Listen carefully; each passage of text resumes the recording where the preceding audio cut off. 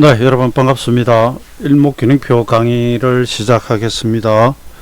이 시간에는 균형표 관련한 책을 다 보셔도 잘 나오지 않는 내용을 말씀을 드리죠. 그것이 무슨 획기적이라기보다는 저는 일목균형표 공부를 하면서 일목균형표 원전을 우선 1에서 4권까지를 일본에서 2001년에 원전을 가져와 가지고 이제 뭐 사람이 손을 빌려서 번역해 가지고 공부를 했고요. 그 다음에 그 책을 보다 보니까 일목산인 이분이 쓴 책이 총 7권이 있어요. 근데 첫 책이 1969년부터 나오기 시작했고요. 마지막 책이 1981년에 나오는데 이분이 이제 82년에 돌아가십니다. 일목산인은 1898년생이에요. 네, 일목균형표를 개발한 것은 1932년에부터 36년 사이고요. 그러니까 98년생이니까 이때는 이제 30대 중반 후반으로 간다, 그죠? 일본 미야코 신문 도시문사 상황부장, 시황부장으로 있으면서 개발을 했고요. 그 다음에 이제 7순이 넘어가지고 이제 돌아가실 때가 뭐 인간의 수명이 그렇지 않습니까? 한 7순 넘어가면 언제 어떻게 될지 이제 잘 모르죠, 그죠? 그러다 보니까 주변에서 그렇게 평생 연구한 이론을 무덤으로 가져가지 말고 공개를 하는 것이 어떻겠느냐 해가지고 쓰기 시작한 것이 1969년에 제1권 일목균형표가 나옵니다. 그리고 그로부터는 만 2년 뒤에 이제 완결편이 나오고요. 그래서 1에서 4권 주간편 행보편까지 내고 그 뒤에 다시 이제 제5권 종합편, 6권 종합편 후편, 7권 진기능편까지 나오고요. 82년에 이분이 돌아가십니다. 그런데 이제 이 책을 공부를 하다 보면 저는 이제 1에서 4권은 일본에서 2001년에 가져왔고요. 1에서 4권 하고 사사키 히데노부 연구소하고 그 다음에 2003년에 이제 일본 가가지고 일목산인 며느님 그 다음 3세 손자 만나가지고 제5권을 받아옵니다. 이것도 물론 돈을 주고 산 거죠. 근데 6권 7권은 일목산인 본가에도 없다고 하더라고요. 그래서 뭐 갖고의 노력 끝에 일본을 이것 바람에 한 6번 정도 왔다 갔다 하면서 6권 7권까지도 구합니다. 이게 그렇게 되는 게 이 책들이 나온 지가 80년이고 지금 그죠? 이 당시 제가 이제 구해올 때는 거의 한 2010년까지는 안 돼요. 그러니까 이게 시간이 벌써 30년이 거의 지났잖아요. 그리고 이 책들이 다 보면 당시 3만행, 4만행이래요. 이때 가면. 지금도 일본에 가면은 이 책들은 뭐 3만행씩 합니다. 이 책은 아예 절판돼 가지고 아예 절판돼가 안 나와요. 근데 당시 이제 판매 가격이 이렇고 하니까 여러분 이 80년대 당시에 이 정도 가격이면 엄청나게 비싼 겁니다. 이게 그냥 환율 계산하지 말고 한국 돈으로 4만원 정도 해도요. 80년대 초에 고졸 여자 단순 노무직으로 들어가서 받는 월급이 글쎄요 한 5, 6만원 될라나? 그랬습니다. 뭐 직종 따라 조금 다를 수는 있지만 그러니까 단순 이런 제가 왜냐면 마산 쪽 사람이니까 마산 수출 자유 지역에 수많은 다니던 여공들의 이야기를 조금 들은 게 있거든요. 대충 그래요. 근데 한 달 월급입니다. 제가 한 거. 근데 이게 N화잖아요. 제 말씀은 이게 이제 책이 비싸니까 그만큼 덜 팔렸고 그러다 보니까 뭐 중고책도 30년 지났는데 책이 제대로 있을 리가 있습니까? 그래서 제가 이 책을 나머지 책을 구하는데 그렇게 오래 걸렸죠. 왜 구해봤냐 하면, 이제 1에서 4권을 보니까, 일목사님 이분이 이제 생전에 7권 책을 쓰셨다고 하는데, 나머지가 보고 싶죠? 비용이 얼마가 들든, 그랬던 겁니다. 근데, 여기서 이제 1에서 4권, 지금 이제 우리나라에도 이게 이제 번역본이 나와 있죠, 그죠? 제가 번역 감수하고 이래 미디어에서 나와 있는 책이 있습니다. 원전 한글 번역판입니다. 원전. 이게 제대로 공부를 하시려면 이걸 보셔야 됩니다. 근데 이 내용 중에 이분이 설명이 그래요. 저도 이건 세어보진 않았습니다. 이거는 저자가 쓴 거니까 이 안에 42개의 큰 이론이 있고 그 다음에 9개의 기둥이 있으며 기둥 주자를 씁니다. 기둥이 있으며 그 무슨 표현할 때 기둥을 세운다는 이런 그 표현을 자주 하세요. 그 우리가 볼 때는 이게 이제 어떤 그 이론의 줄기 그죠? 핵심 줄기 같은 그런 뜻이겠죠. 9개의 기둥이 있고 그 다음에 이제 3대 골자가 있다. 그 3대 골자는 시간론, 가격, 파동이에요. 그래서 우리가 차트를 볼 때 가로축에는 시간, 세로축에는 가격. 그러니까 대각선 방향으로 뭐가 있습니까? 파동이 있죠. 시세가 입체적으로 시장을 입체적으로 파악하기 때문에 사실 이것만 완벽하면 다른 건 볼 필요도 없죠. 이론적으로는. 근데 그 중에서 백미는 시간론이다. 이 시간론이 뭐냐? 일봉이라면 몇 월 며칠에 이번 상승의 끝난다. 파동이 몇 월 며칠에 하락이 끝난다라고 하는 이런 반전점, 변곡점을 찾아주는 반전점이 원래는 맞죠. 전환점, 추세의 전환점을 이야기합니다. 그러니까 다른 말로 하면 그냥 올라갈 때는 상투고 내려갈 때는 바닥이죠. 그걸 알게 해주는 기법인데 그러니까 어렵죠. 가장 어렵죠. 이게 가장 어렵죠. 백미나 그래. 근데 우리가 균형표 이제 1에서 4권은 배우면 42개의 큰 이론이라고 하는 것을 세세하게 뭐가 뭔지는 이분이 10개를 정리를 안 해주니까 1번부터 42번까지 1년 번호 매겨가지고 이론을 보여주지는 않거든요. 그래서 이건 우리가 사실 찾기가 좀 힘들어요. 그냥 뭐 책을 달달달달 공부를 우리가 몇십 독 하고 뭐 30독을 하고 이러니까 일목사님이 원전에서 30독을 하라고 이렇게 하시니까 뭐 여러분 보다 보면 이제 이 전체를 다 익혀요. 그 다음에 3대 시간, 가격, 파동은 각각의 항에서 설명이 있어요. 근데 9개의 기둥이라고 하는 부분이 보면 정리해서 설명한 부분이 없습니다. 그러니까 이분의 책에 이분이 일부러 그렇게 했다고 적기도 해요. 추상화했다 이럽니다. 내가 구체화하지 않고 이게 무슨 말이냐 하면 시장은 변화가 워낙 많으니까 기본적인 동작은 가르쳐 주되 그걸 세세하게 딱 몇 개의 틀에 고정을 시키지는 않고요. 우리로 하여금 이 기본적인 것을 배운 다음에 다양한 변화 이런 것들을 깨우치게끔 일부 내용은 약간 추상화 시켜놔요. 그래서 사람으로 하여금 의구심을 가지게 하는 거죠. 주는 대로 받아먹는 게 아니라 이게 뭐지? 대표적인 것이 스펜 5 같은 게 있어요. 스펜이 보면 여러분들 일목균목의 차트 보시면 선행 스펜이 있고 후행 스펜 혹은 지행 스펜이 있잖아요. 있는데 그거 말고 스펜이 일목사님 편이 1에서부터 5까지 있어요. 근데 4까지는 설명을 제대로 합니다. 5에 가면 설명을 안 해요. 스펜 5에 가면 그냥 스펜은 뭐 이러이러한 것만 익히면 저절로 알게 될 것이다라는 정도만 하고 이것이 스펜이다 하고 딱 제시는 안 합니다. 안 해요. 그러면서 스펜의 편린 그러면서 이제 단기 숫자로 이렇게 리듬 잡아 나가는 거 조금 나오고 그래서 이것 때문에 이제 제가 일목 원전 강의를 하는 사람이니까 질문들 많이 하는데 이건 제가 일본에 가서 일목산인 손자 3세 일목산인 3세도 만나고요. 일목산인 직계 제자 노인분도 만나가지고 하지메 선생을 만나가지고도 물어봤거든요. 이분들도 정확히 정의를 내리진 않아요. 그 외에 몇 가지 조금 추상적인 내용을 가서 제가 질문을 했더니 이것은 일목산인스께서 우리한테 공부를 하게끔 던져놓은 화두기 때문에 이런 식으로 이야기를 하더라고요. 그래서 서펜 5는 우리가 이제 전체 연구를 하다 보면 짐작은 하는데 딱 이거라고 제시를 못합니다. 그리고 이제 저나 누구나 이게 서펜 5인가 보다라고 하고 깨닫는다 하더라도 일목산인 돌아가시고요. 일목산인 손자도 안 알려주고 직계 제자도 이분 지금 돌아가셨을 거예요. 왜냐하면 제가 2009년에 일본 갔을 때 이번에 칠순이었거든요. 칠순 노인이셨기 때문에 하지메 선생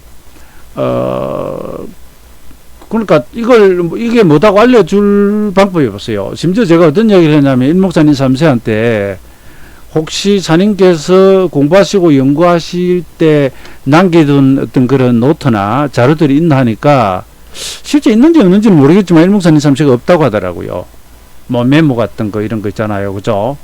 그래서 혹시 있다고 해도 보여주지 않을 수 있지만, 그래도 저 이제 소박한 욕심에는 그런 것들이 있다면 제가 좀 적어간 게 있었거든요. 이러이러한 개념들은 좀 정확히, 예, 부가 설명이 있으면 좋겠다. 예, 적어갔었는데, 제가 일목산인한테 이 한두 가지, 서편오라든지 또 몇 가지 있습니다. 그런 것들 물어봤을 때 바로 적답이 안 나오더라고요. 그리고 원고도 없다 그러니까 저는 이제 뭐 포기를 했죠.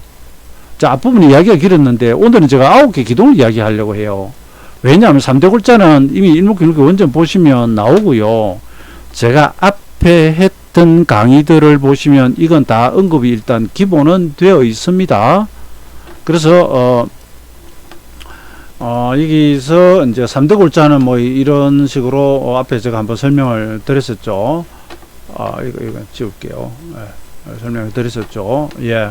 그래서, 차트에서 세로축은 가격입니다. 그죠? 그러니까 여기서 출발해 여기서 바로 가는 경우는 없지만 결국 이렇게 올라가다 보면은 이리로 간단 말이죠. 그죠? 그 다음에 이제 올라가거나 내려가거나 시간이 흘러가면서 이제 시간상에, 예, 뭐 좌우 이제 대등수치나 이런 게 오고요.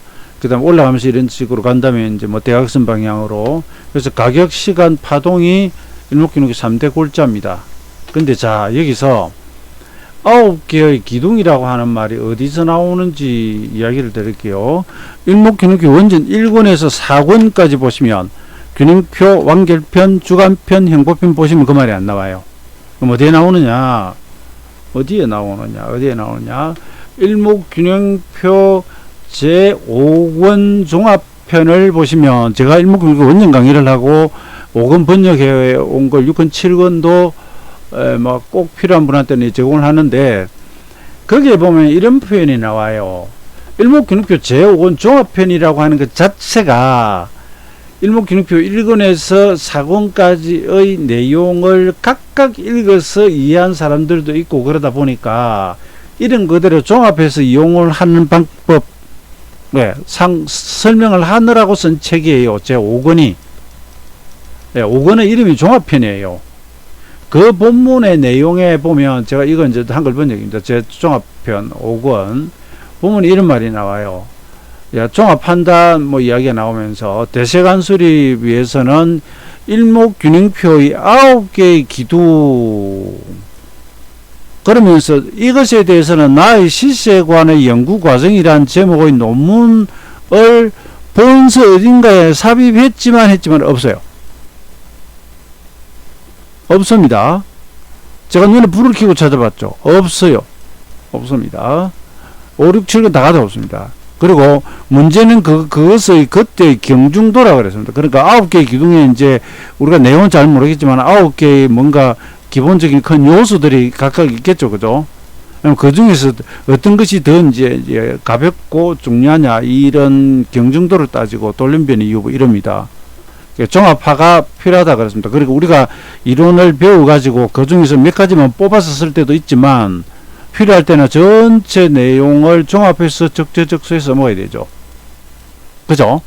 그러니까 쉽게 말하면 뭐 제가 태권도는 군대에서 조금 하다 말았지만 찌르기, 발차기, 막기 뭐 이런 여러 가지 동작이 있잖아요.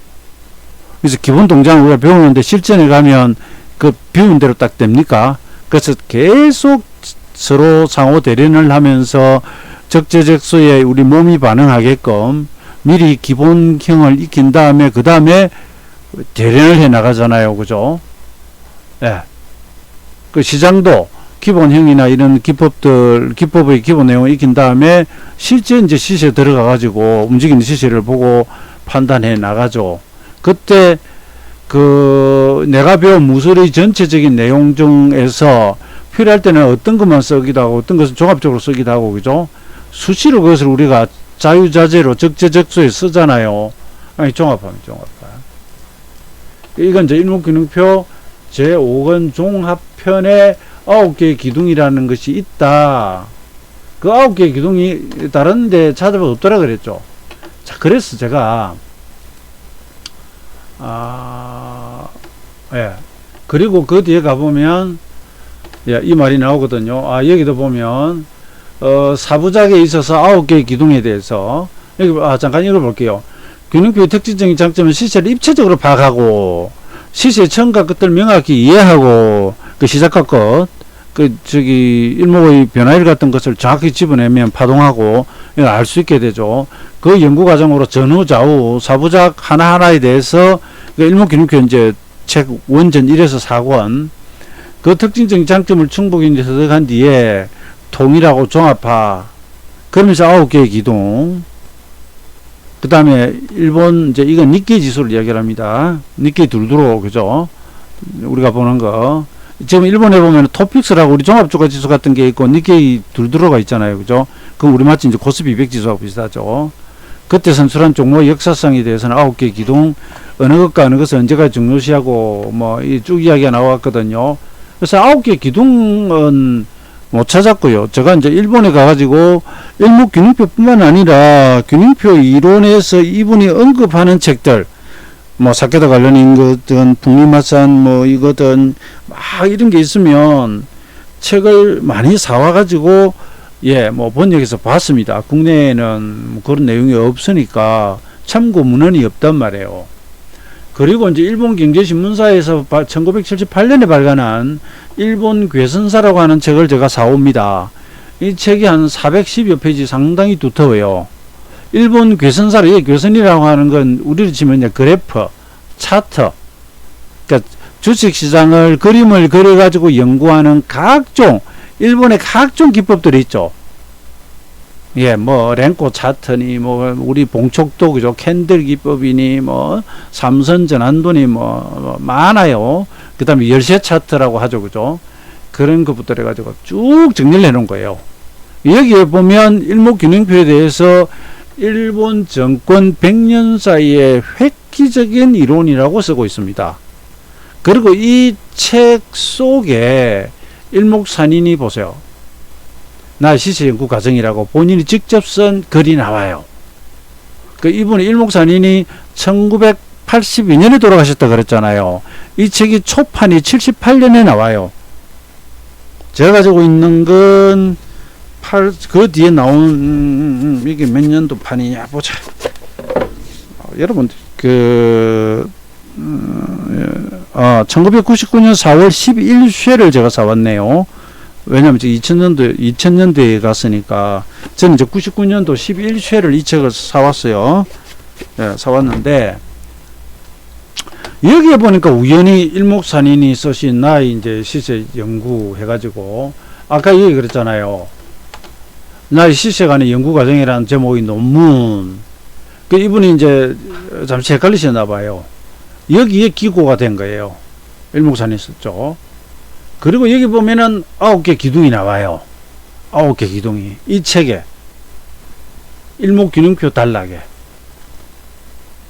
9개 기둥이 이제 이겁니다. 이건데, 여기서 하나 이제 조금 뭐라 그럴까, 바로 잡아야 할 게 있어요. 자, 조금 전에 보신 그 시세관 연구 과정이라고 하는 글 책도, 이 부분을 번역을 했거든요. 그 일목산인, 이제목고 산증홍이 쓴 겁니다. 가부토조 일본 시세연구소를 설립했다. 소하면 1925년이 소하 1년입니다.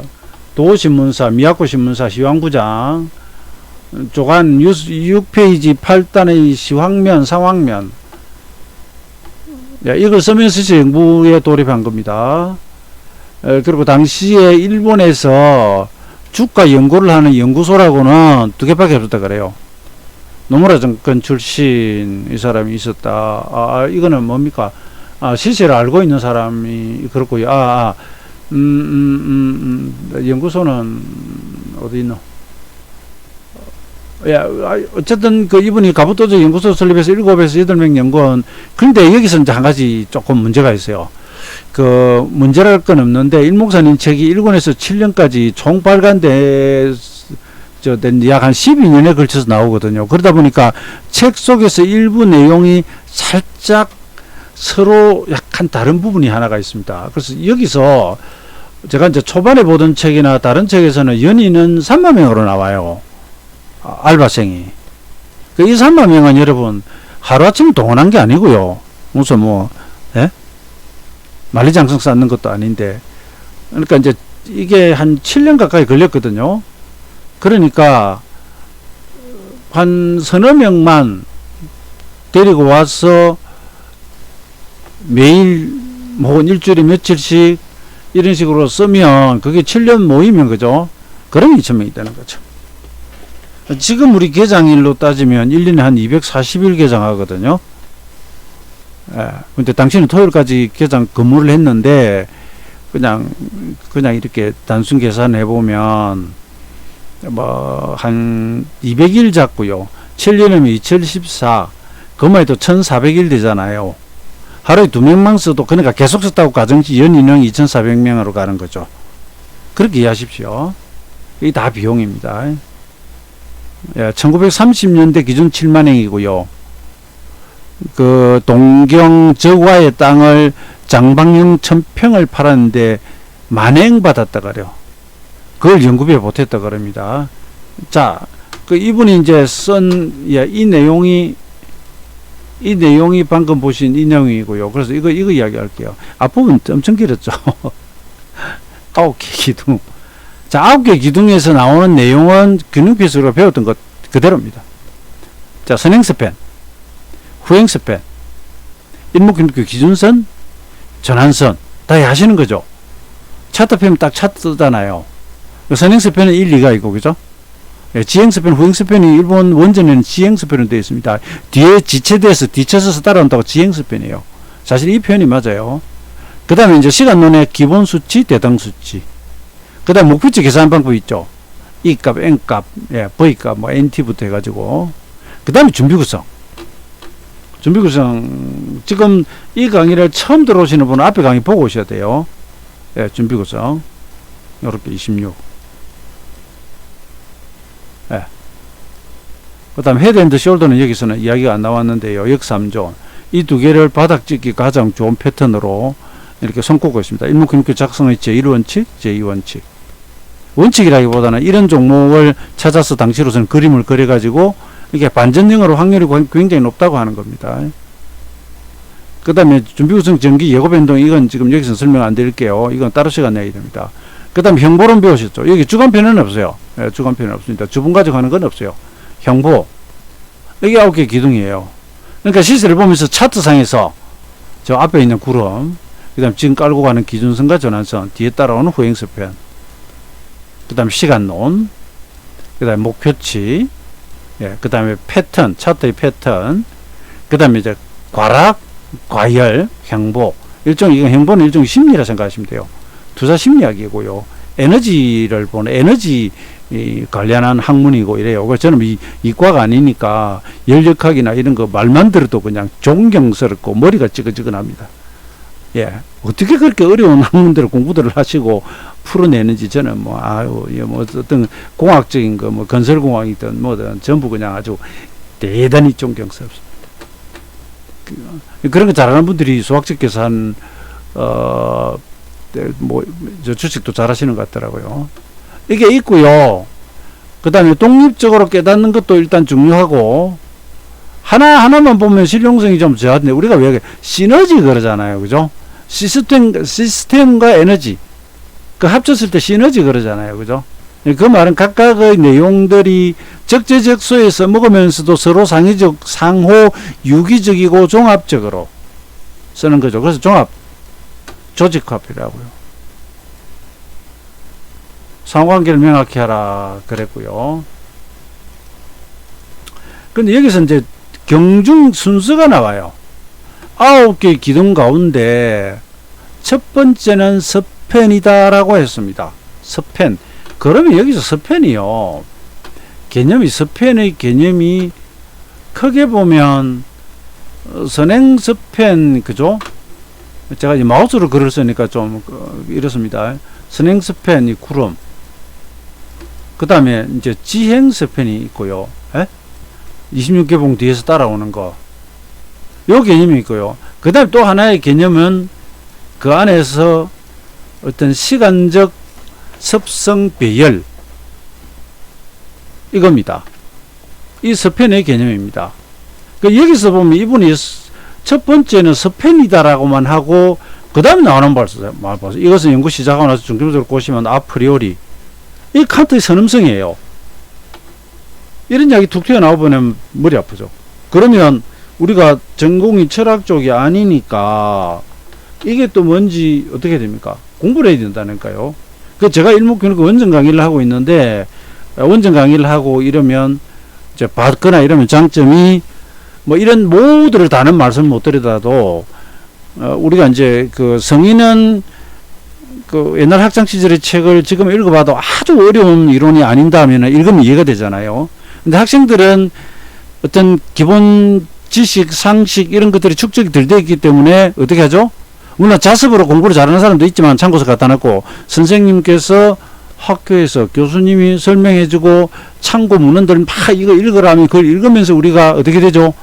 지식의 수준이 깊어지고 넓어지잖아요. 그런 것들이 계속 쌓이면서 좀 새로운 분야를 보더라도 좀 쉽게 깨닫거나 그런 능력이 우리가 배양이 되는 것이거든요. 그러니까 제가 일목균형과 원전 강의를 해드릴 때는 저는 이런 과정들을 나름대로 거쳤다는 거죠. 그러니까 막 부연 설명들과 함께 이런 해설을 해드릴 수 있는 거죠. 무슨 뭐 우리가 아프리오리를 학문적으로 찾아 들어가면은 또 얼마나 어렵습니까? 그러니까 이거는 독립적이고 선언성이다 그럽니다.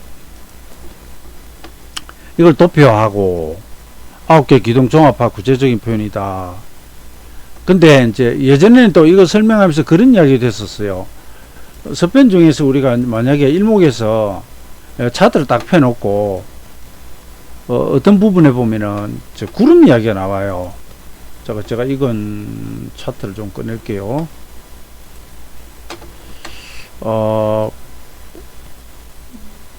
제가 잠깐 한번 이렇게 보겠습니다. 그림을 하나 캡처다가 가져올게요. 그냥 이게 구름이잖아요. 그죠? 균형표 안에서의 구름은 실체가 직접 와서 닿기 전에는 상당히 의미를 낮게 치고 손으로 그릴 때는 이거 손 많이 가니까 그 노트에다가 쭉 숫자 계산해 해놨지만 굳이 그림까지 그리지도 않아요. 그 우리가 왜 여기서 막 공방정 벌일 때 구름이 그 쳐다봅니까? 이건 지지나 무슨 역할로서 아무런 역할이 지금 없잖아요. 안 그렇습니까? 그죠? 여기서 시세가 지금 전쟁이 벌어지고 있는데 여기 62평이나 뭐 200선 깔아놓고 쳐다보고 안 그러죠. 다만 추세를 볼 때 뭐 200선이 경기선이다, 뭐 60선이 수급선이다, 무슨 어디 세력선이다, 21선이 생명선이다 이런 식으로 뭐 보면은 우리가 그렇게 인구의 회자가 되고 있잖아요. 그럴 때 이제 전체 틀을 볼 때 200선이나 이런 걸 보잖아요. 그러면 균형표 안에서도 일목균형표 안에서도 구름이라고 하는 건 그 시세의 주가 현재성이 가장 중요하다. 일목사님 표현에 그 다음에 후행스편이 중요하다, 기준선이 중요하다 이러면서 구름으로 가버리면 이게 중요도가 상당히 떨어져 버려요. 그런데 또 어떤 자료를 보면은 먼저 구름을 보라 그래요. 차트를 볼 때. 그럼 사람이 헷갈리잖아요. 저는 이렇게 해석을 해서 전달을 해드려요. 뭐냐? 그건 이 전체의 균형, 혹은 뭐라 그럴까, 지형도를 보는 거죠, 우리가. 이걸 딱 보면서 어떤 생각이 듭니까? 양운이에 딱 제대로 갖췄네. 뭐, 지금 여기서는 안 그렇지만, 어문 아래 이렇게 흘러내리고 있으면, 계절적으로는 겨울처럼 보이잖아요, 어문 아래. 여기는 양운 위잖아요, 그죠? 그냥 계절적으로 여기는 봄이라 그러고 여기는 여름이거든요. 계절적으로 여름이거든요. 그죠? 딱 보면 한눈에 보이잖아요. 물론 우리가 이제 이 차트만 보고도 아이고 정별이고 뭐 나름 괜찮네 뭐 이렇게 할 수는 있습니다. 예, 할 수는 있는데 전환선 기준선 뭐 다 위에 있고 괜찮네 할 수 있는데 한눈에 딱 구름 위에 시세 딱 보기에 그죠? 그게 균형이에요. 중장기 지지선 위에 시세가 있네. 그 다음에 단기적으로 기준선과 전환선 위에 정배열이네. 후행스팬 호전된 상태에서 변곡점에 걸리지 않고 지금 따라오고 있네. 이런 식으로. 그러니까 국면 일목균형표가 한눈에 흘낏 보고 시장 시세의 균형을 파악하는 뭐다? 표다. 이런 뜻이에요. 한눈에 일목이 요연하다 하는 말이 있잖아요. 그러니까 이건 이제 1930년대 돌아가 보셔야 돼요. 그 당시에는 지금처럼 HTS만 켜면 아니면 스마트폰으로 예, 프로그램만 열면 차트를 촥촥 그려주는 이런 식이가 아니잖아요. 모르긴 몰라도 아마 종목 시세를 알려고 하면 신문 철무하는 거. 옛날에 우리 그랬거든요. 경기신문에 매일 전 종목 시세가 실리거든요. 예, 그거 보면서 그것도 여러 날치를 보면서 내가 필요한 알고 싶은 종목의 일자별 시세 동향을 쭉 적어봐야 그런 게 이해가 들어오죠. 항상 내가 매일 그 주가를 확인하던 게 아니라면, 그죠? 그러던 것을 모는 종이에다가 이렇게 그려가지고 딱 일목균형표의 전환선, 기준선, 후행스팬, 그리고 예, 그런 데 이런 식으로 놓으면 한눈에 시장의 균형이 파악이 되죠, 그죠? 예, 그렇게 생각하시면 돼요. 그런 상태에서 9개의 기둥으로 가가지고 다시 우리가 일목균형표, 예, 원전 1권부터 4권 사이에 배웠던 거, 그러니까 선행표, 지행스팬, 기준선, 전환선, 여기까지는 차트 눈에 보이는 거예요. 이건 이미 우리 눈앞에 가시화되어서 그려서 나옵니다. 기본수치, 대등수치는 뭐다? 내가 그어봐야 돼요. 내가 계산해야 돼요. 각종 계산치 마찬가지입니다. 계산해야 돼요. 그 다음에 준비구성이나 N자의 눌림목, 그 다음에 혹은 여기는 없지만 여기 해야 되는데 숄더나 이런 것은 차트만 봐도 대충 알 수는 좀 있어요. 그 다음에 형보도 차트를 눈으로 보면은 설빛 들어오는데 이제 한번 세워보거나 이런 거 있지만 그래도 이건 한눈에 들어와요. 근데 이들은 직접 해봐야 돼요. 그러니까 이게 일목균형표의 9개의 기둥이다. 42개의 다양한 기법이 있고, 그 다음에 9개의 기둥이 있고, 이것을 다시 골자만 줄이면 가격시간 파동인 거예요. 이게 통달해버리면 시장 파악 끝나고요. 더더욱 시간론 이거 하나면 모든 게 끝나버립니다. 왜냐? 이걸 정확하게만 할 수 있다면 이건 바로 뭐다? 지금 올라가는 시세는 몇 월 며칠, 내려가는 시세는 몇 월 며칠이면 상수 바닥 친다는 게 나와버려요. 장중 선물도 5분봉 어디서 걸린다는 것이 나와버려요. 저는 약장수가 아닙니다. 일목균형표만 배우면 여러분 그렇게 됩니다가 아니라 균형표에 그런 기법이 들어있어요. 그래서 계산은 해주는데 그것이 정말 시세가 그대로 거기서 꺾일지 여부는 일단 가봐야 되죠. 그러나 다른 것들이 이런 부분이 없죠. 변화일식으로 이런 식으로 찍어주는 건 없죠. 균형표는 이게 있기 때문에 아주 그냥 맞을 때는 우리가 왜 현미경적인 폭격을 하죠. 2차 대전 때 융단 폭격 같은 거, 이게 영국에서 폭격기가 독일로 날아가서 때리는데 처음에는 이게 굉장히 부족하고 그러다 보니까 이제 비행기가 딱 줄 서가지고 날아갑니다. 폭격기들이요. 고사포를 쏴가지고 죽거나 말거나 딱 줄 서가지고 날아가다가 떨어뜨립니다.